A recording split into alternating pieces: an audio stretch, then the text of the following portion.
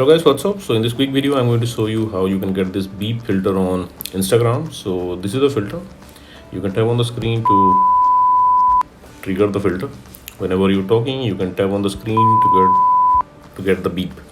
Okay, so to get this filter on Instagram, you can visit the creator profile. Peter is the creator of this filter. You can follow him to unlock all his filter to your Instagram camera tray. He's having some awesome filter. So check in his filter gallery, and this is the filter beep. Tap on it and you will see this preview. From here you can save it to your Instagram camera tray, and you can tap on try to try the filter. And if you are not getting the filter like this, then what you can do, you can visit this website also. Link to this website I'll give in the description box below.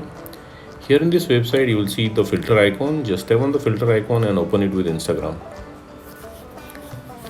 Okay, and likewise also you can get this effect on Instagram. And if you are looking for the closed caption beep filter on Instagram, you will not get this filter here. You need to install Instagram thread for this.